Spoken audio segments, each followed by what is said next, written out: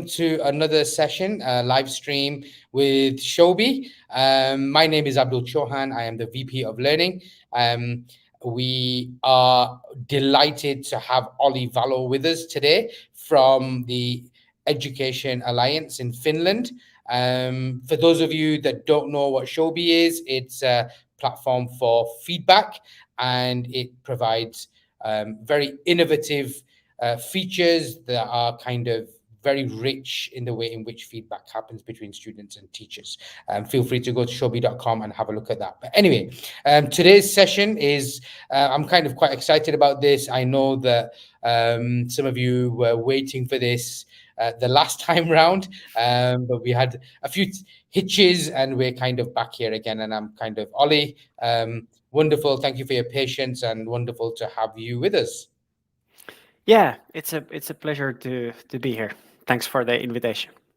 Absolutely. So, Olli, tell us a little bit about yourself. Like, what's your background? Before we go into Education Alliance Finland, what's your background? Like, where have you come from? Tell us about, are you one of the people that has been through the amazing Finnish education system and so on? Tell me a little bit about yourself. Yeah, okay, sure. Well, I'm a teacher originally. I've graduated as a teacher from the University of Helsinki 2012. I think after studying 6 years.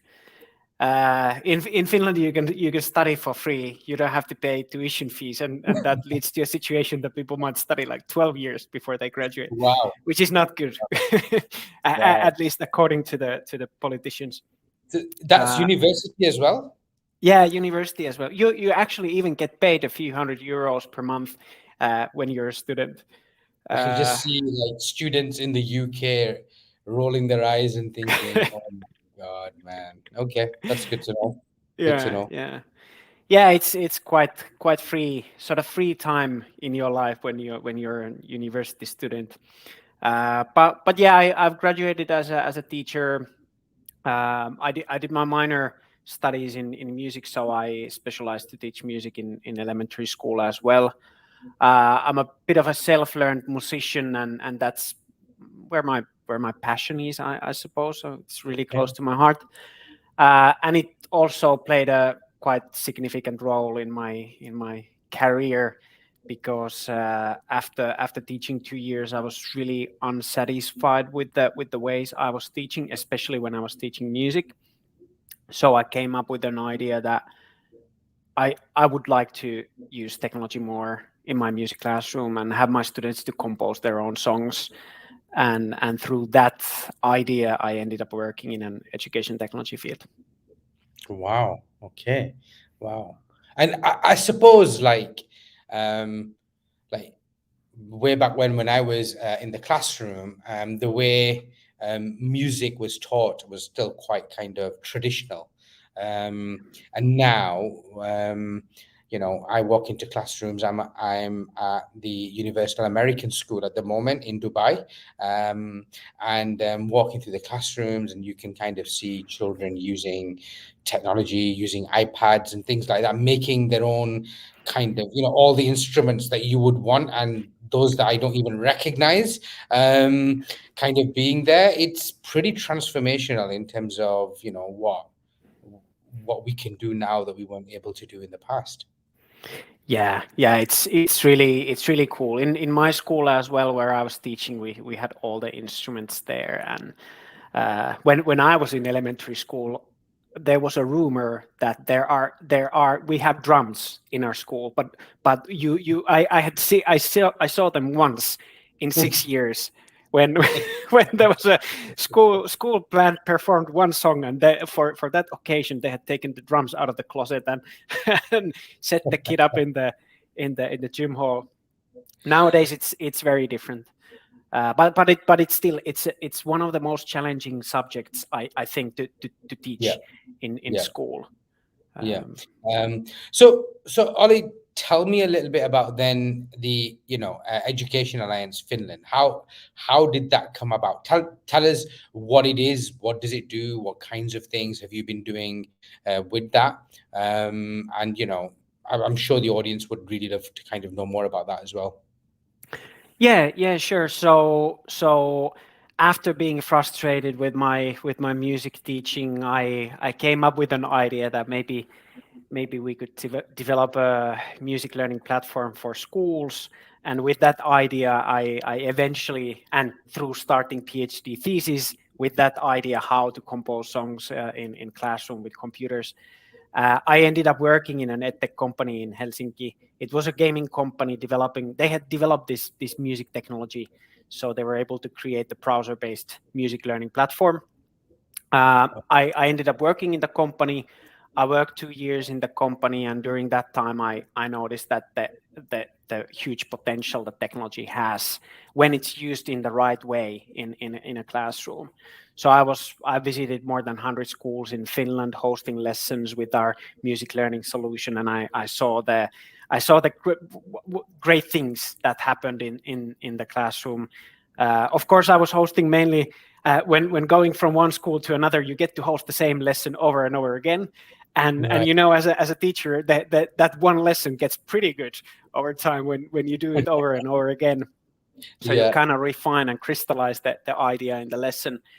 But it was really amazing, and I got really convinced that there's huge potential with technology. You can use it for creative purposes, collaboration, project-based learning, or anything in classroom. But at the same time, I saw that in schools it was in a very minor role. So it was mainly pen and paper kind of stuff that happens in schools. I think nowadays still. And one of the challenges that we had when developing the music learning solution was that how do we communicate its benefits to the teachers? How do we, in an easy way, how do we explain that what are the learning goals that you can achieve with our solution? What's the rationale behind it? Why it is beneficial for the learners to use our solution? And we noticed that many EdTech companies had the same problem, and at the same time with schools, they were uh, and teachers quite overwhelmed with the product offering.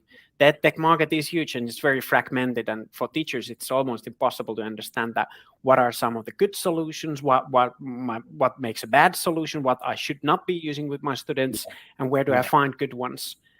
So with that idea in mind, we thought that there should be a way to compare a learning solution against learning science principles, and that Okay. way show evidence that what are the pedagogical benefits of a certain learning solution, how does it align with curriculum, and how is the usability from the learning engagement point of view. And with that idea, we got funding from Business Finland in 2017.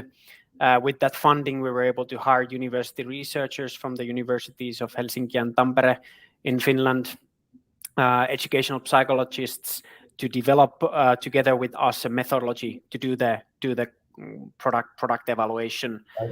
Okay. And we've been doing that work. We see a lot of products. We've done hundreds of EdTech product evaluations over the years, certified almost 200 solutions by far. So that's also what we do. We conduct these pedagogical quality evaluations of learning solutions, and then if the solution passes a threshold for certification, we grant the certificate for it. And I suppose Okay. that's what we are known for, and that's the core work that we do. And are you operating, like, are you doing this just for Finland, or are you kind of working globally to kind of, apply this standard? Well, in the beginning, when we developed the methodology, we wanted to create a global method. So we wanted it to suit to products from anywhere in the world.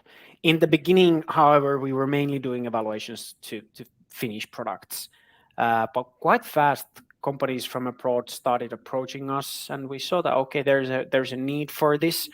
And nowadays, we've done evaluations to clients from more than 25 countries. The process is exactly the same.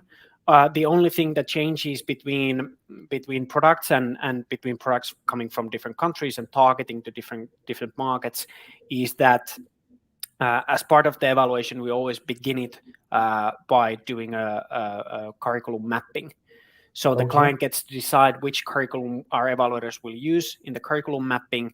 And if the company comes from Singapore, it's quite likely they wanted it to be compared against Singaporean curriculum. If they come from Finland and target to the Finnish market, they want it to be compared against Finnish curriculum. But otherwise, the process is the same. So, Olli, let me ask you this question, and maybe you can answer this, maybe you can't. But are there trends or patterns that you see, right, in good quality EdTech products or good quality technology that's used in education? Are there certain things that's consistent or certain things that you see across successful products? Yeah, definitely. I think that when it comes to the design of the solution, depending on the product category, there are certain things that companies do really well, and if somebody does something really well, comes up with a great feature, for example, how to onboard new users, you see that their competitors and other similar type of solutions, suddenly they have the same onboarding method.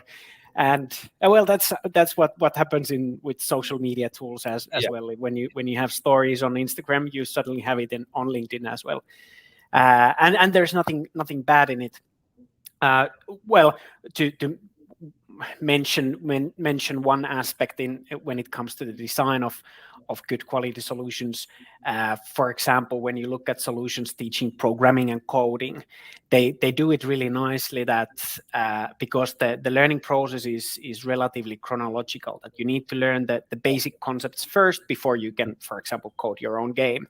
But good quality solutions, they do it really nicely, that they start from very simple activities, and it's very linear, very much prefixed. Regardless of who is the user, they do the same activities in the beginning. But eventually, when you build your ability or learn new things and learn a bit how to code, the solution starts to take the learning journey more into this kind of open-ended approach, that you get to decide as a learner what to do, how to do, and eventually it can be like a full free creative space where you are learning, developing your own applications or games or programs and so on. That's quite fascinating. I know, like in my time with Shobi and kind of like the developer team that kind of puts things together there. I mean, one of the kind of key features that they focus on is simplicity. That if something is actually quite simple to use, then adoption becomes easier, right?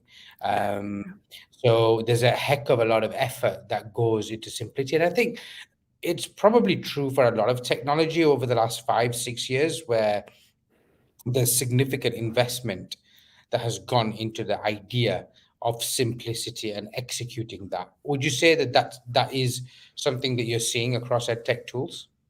Yes, definitely. When we look at, it's quite nice that nowadays we get to evaluate those products that are in an earlier stage, that have just recently been published, and then those solutions that have been out there in the market and have had the opportunity to get feedback from users. And if you compare the level of simplicity and how, for example, easy and intuitive the navigation is, especially in the beginning, those more mature later stage products, they do it really nicely. And I suppose that this is something that only comes over time. You need to listen to your users. You need to track their behavior with your solution. And when you understand your users, you're able to build it work really simply and make the user experience really easy. I remember when I first started kind of teaching way back when, it was really interesting to kind of see like technology would be brought into the school, and then you had to have professional development. In some cases, like you'd have to go to multiple sessions to even begin to use the technology, right? Like interactive whiteboards and the software that came with it, and all the cables and plugs and the speakers and all that kind of stuff and so on. And you really had to do training. And we're kind of living in a time now where actually things are becoming a lot more intuitive. The design is pointing you towards different directions and so on, and it becomes kind of really quite usable, which I think is probably a good thing, for education and for teachers as well. Olli, let me ask you this: do you see are there parts of the world that are more interested in technology and education? Is there a trend that you kind of see there, in not just in terms of users, but what I mean is that countries that are kind of investing in edtech? You know, you're seeing more technology, edtech solutions coming out of different parts of the world compared to others. I don't know. It's a good question. Think it from the country or region perspective. It feels like education is, in a way, it's very local.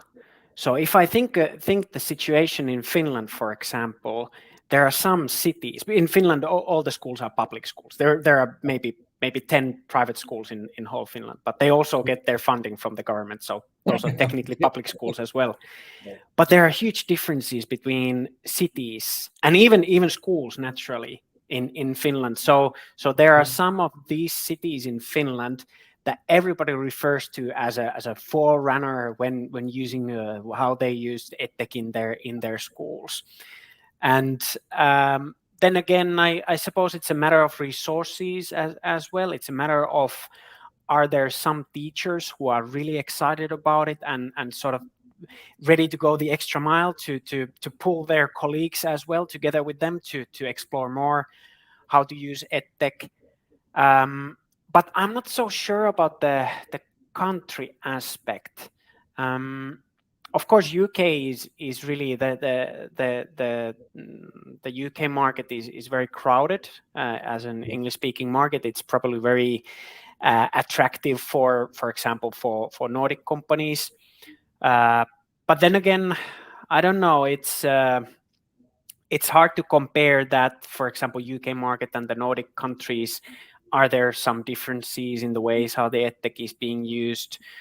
For sure, some differences, but then again, within each country, you find really those schools that use it in really sophisticated ways, and those schools that don't benefit at all from the use of EdTech. Have you seen any impact, like post-COVID, like from, you know, with edtech companies and demand and so on? I mean, there's a lot of edtech companies I've spoken to that will actually say during COVID they saw a big spike. You know, schools were all going online and so on. But do you think that there's a particular increase in appetite for edtech after COVID, compared to before it? Well, when talking with teachers, I kind of get this. This seems like a bit of like a black and white thing, because there are those teachers who actually learned a lot during COVID, and maybe their school already had good tools available, and now because of COVID they started to use those tools more, and the experience was eventually positive, even though the learning curve was relatively steep. And then there are those teachers who say that I used so many different tools, and my students are using their mobile phones and getting a lot of screen time every day. So now when we don't have to do hybrid learning or remote learning, we mainly use pen and paper now and school books and sort of ditch the computers now for a while.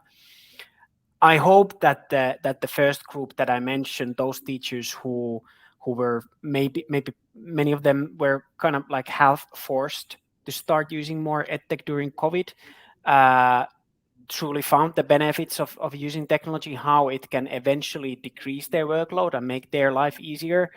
I hope that those teachers and their attitude and their learnings play more significant role in the public debate than those teachers who are more critical.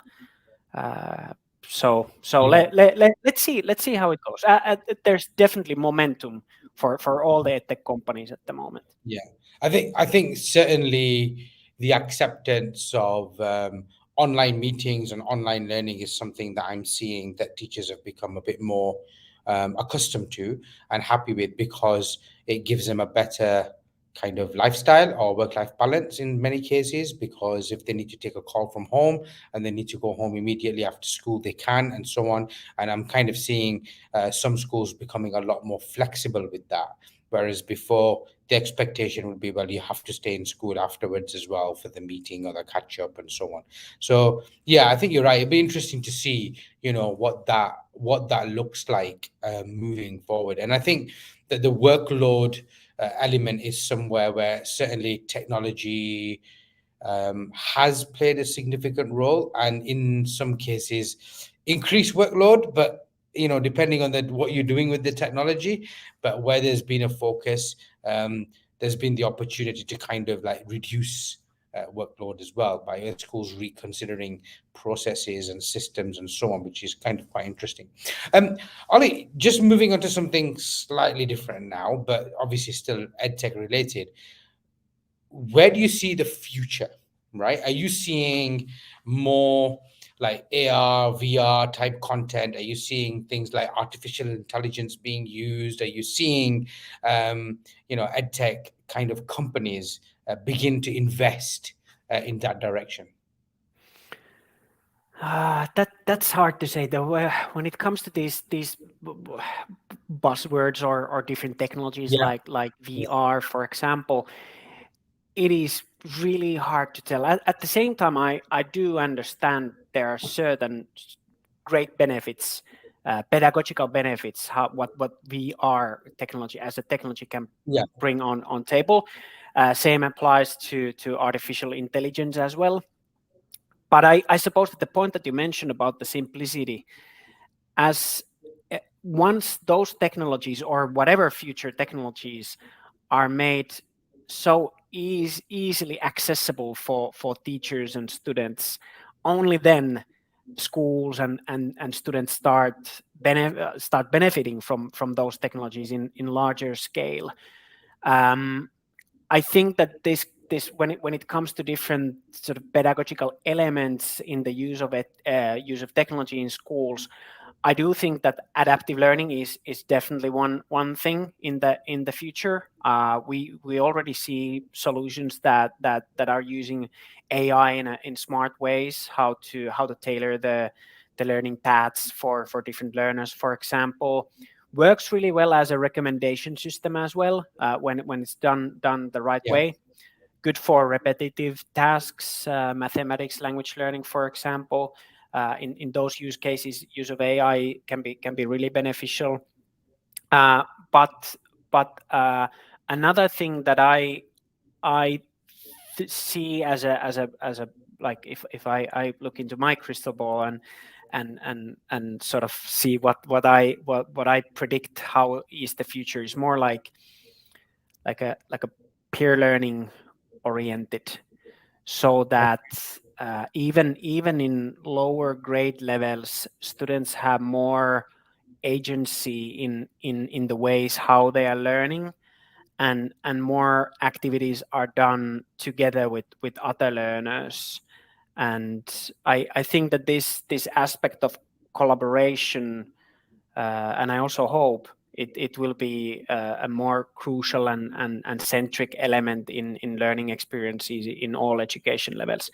Of course, when going to higher education, corporate training, I think that there it will play even more significant role. People teaching each other rather yeah, than inviting an expert to teach them. yeah, yeah. I can really kind of concur with that. I mean, it was interesting during COVID where discussion groups were set up between students and how they were able to support one another and collaborate one another to support their learning. That was pretty fantastic. And the opposite was true as well. The number of students that said that they missed their friends and their ability to sit and work with them and speak to them, and that kind of social learning that went on. That was something that was highly missed during the times when students just had to be in one place at home. I think that's kind of pretty significant. So tell me a little bit about where I'm kind of conscious. I'm keeping my eye on time. We've got like 6 minutes left.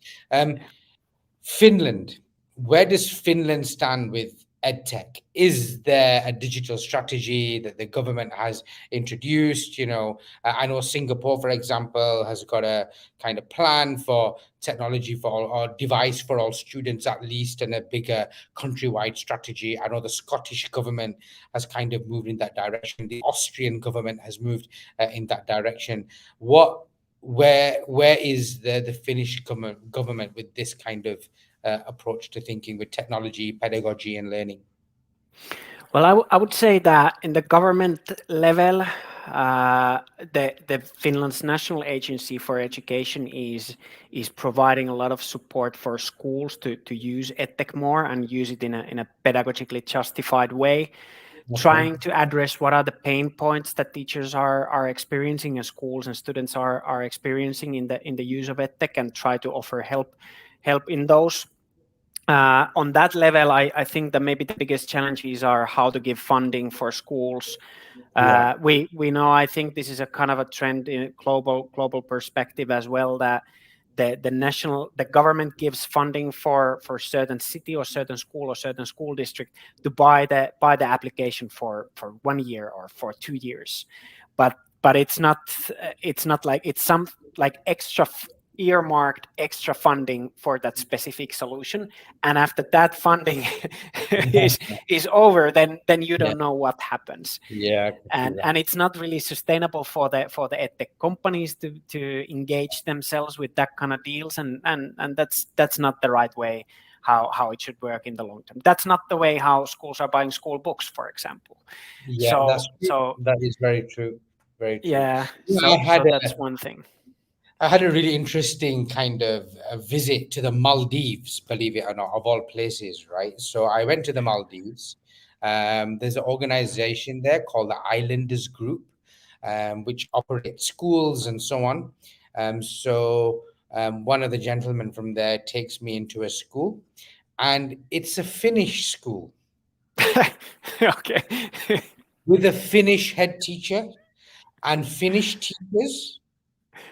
Yeah. And they've set this up on Male in the capital city.